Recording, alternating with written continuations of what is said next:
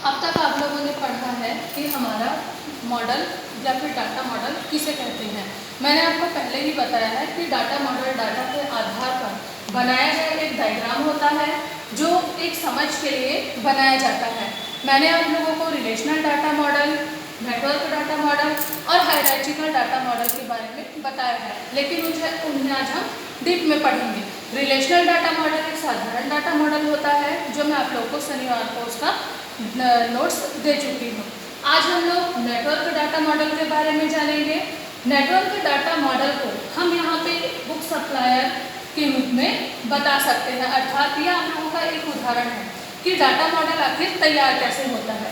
जैसे हमारे द्वारा स्कूल से बुक सप्लायर को कुछ बुक्स ऑर्डर किए गए हैं, तो वो बुक सप्लायर पहले उन बुक्स का पूरा डिटेल तैयार करेगा। डिटेल तैयार करने के बाद वो फिर एक मॉडल तैयार करेगा या फिर वो अपने लिए एक आधार बनाएगा कि मुझे कौन कौन सी बुक किस किस सब्जेक्ट के लिए भेजनी है। तो ये आप लोगों का सबसे पहले है बुक सप्लायर, मैथ्स, कॉमर्स और बायो की बुक। अब मैथ्स में आप लोग क्या क्या पढ़ते हैं? गणित, रसायन और भौतिकी। वैसे ही कॉमर्स की बुक लेखाशास्त्र, अर्थशास्त्र और वाणिज्य। इसी प्रकार बायो में भी मुख्य पुस्तकें होती हैं। सबसे पहला होता है जीव विज्ञान,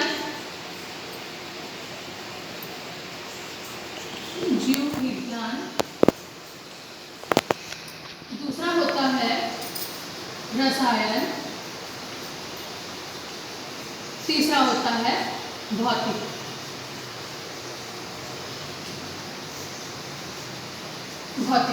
इस प्रकार आप देख सकते हैं कि नेटवर्क डाटा मॉडल कैसे बनता है। नेटवर्क डाटा मॉडल एक जाल की तरह फैला हुआ होता है जिसमें मैंने आप लोगों को शुरुआती तौर पे केवल एक बुक सप्लायर का उदाहरण दिया है। चाहे तो आप इसमें और कई प्रकार के दुकानदारों का एक मॉडल तैयार कर सकते हैं नेटवर्क डाटा मॉडल में, और उसमें आप किसी भी सामान को आधार ले सकते हैं। कोई भी सामान हो सकता है जिसे आप आधार लेकर नेटवर्क डाटा मॉडल के रूप में उसे तैयार कर सकते हैं। नेटवर्क डाटा मॉडल यहाँ पे बहुत छोटा सा बना हुआ है क्योंकि यह आप लोगों के केवल उदाहरण के तौर पे या आप लोग जिसे समझ पाओ उसे बनाया गया है।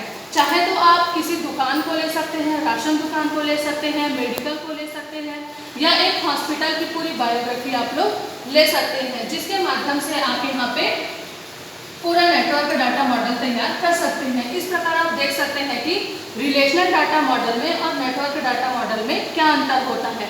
इस प्रकार के डाटा, जैसे ही जो डाटा हमारे पास होता है उस डाटा के आधार पर जब हम किसी प्रकार का डाटा मॉडल तैयार करते हैं तो वही हमारा network data model, relational data model और हायरार्चिकल डाटा मॉडल कहलाता है।